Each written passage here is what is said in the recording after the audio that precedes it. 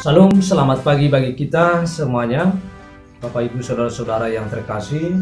Renungan pagi bagi kita pada hari ini, Jumat 18 September 2020, diambil dari kitab 1 Yohanes pasal 3 ayat 17. Demikian firman Tuhan.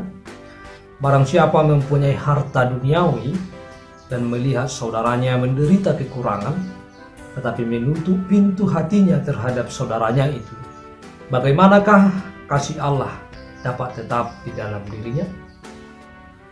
Dalam bahasa Batak dikatakan, modong-adong paradongan di tanah on, ia diida hurangan donganna, tapi dihisu hati-hatina maraduk pun halati.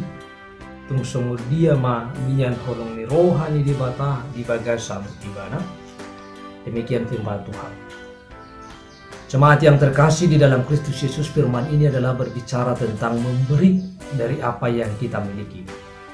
Memberi sama dengan menyatakan kasih. Memberi dari apa yang kita miliki pada saat ini, apakah itu harta atau uang, atau sesuatu yang kita miliki berharga bagi kita. Di dalam firman ini dengan jelas dikatakan, barang siapa mempunyai harta duniawi dan melihat saudaranya menderita kekurangan tetapi menutup pintu hatinya terhadap saudaranya, bagaimanakah kasih Allah dapat tetap di dalam dirinya? Memberi jauh lebih bernilai ketimbang menerima. Kisah Para Rasul 20 ayat 35. Sebab ia sendiri telah mengatakan, adalah lebih berbahagia memberi daripada menerima. Saudara-saudara, yang perlu kita perhatikan bahwa dunia justru terbalik pada saat ini. Banyak orang yang mau memberi pada saat ini adalah, tetapi ada sesuatu yang diharapkan dari pemberiannya itu. Ada udang di balik batu. Dunia terus mempertontonkan hal-hal seperti ini. Banyak juga yang terjadi ketika dia mau mendapatkan sesuatu, baik itu jabatan atau kehormatan, lalu dia membagi-bagikan sembako, membagi-bagikan uang, membagi-bagikan amplop atau kaos untuk bertarung untuk mendapatkan suatu jabatan. Saudara-saudara, bukan hal ini yang dimaksudkan oleh Yesus. Yang dimaksudkan dalam firman ini adalah bahwa sebagai tanggung jawab kita, orang yang telah diberkati oleh Tuhan lebih banyak daripada yang lain. Ketika kita melihat orang lain susah, maka ketika pada kita ada yang mau dibagi, maka kita harus berbagi kepada orang lain. Kita harus menolong, kita harus membantu orang-orang yang membutuhkan di tengah-tengah dunia ini. Saudara-saudara, dengan jelas bahwa firman Tuhan pada saat ini mengajak kita bahwa kita harus berbagi kepada orang yang membutuhkan.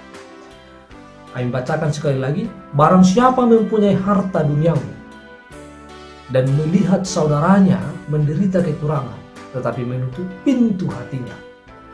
Saudara-saudara, ketika kita memiliki harta yang ada di tengah-tengah dunia ini dan melihat saudara kita yang menderita di tengah-tengah dunia ini, kita tidak boleh menutup pintu hati kita untuk memberi, untuk menolong.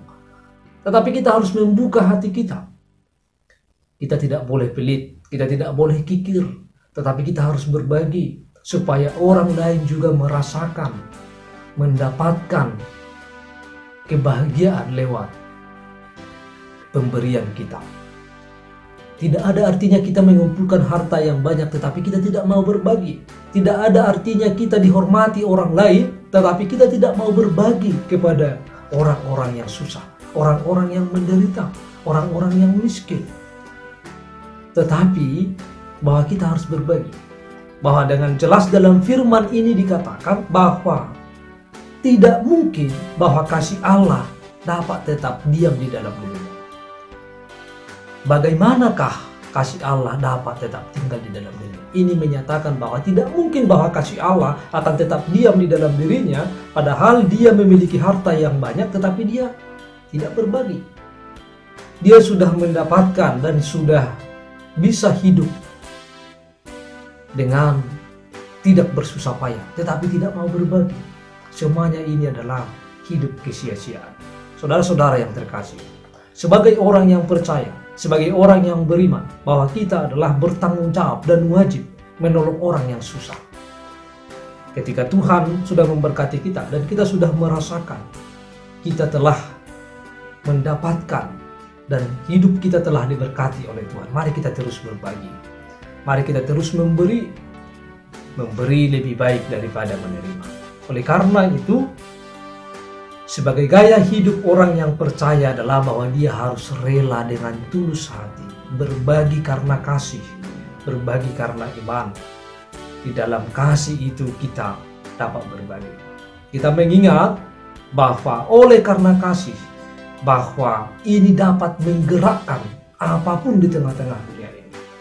Karena kasih Allah mengorbankan anaknya yang tunggal, yaitu Yesus Kristus, untuk menyelamatkan kehidupan kita. Semuanya adalah digerakkan oleh kasih.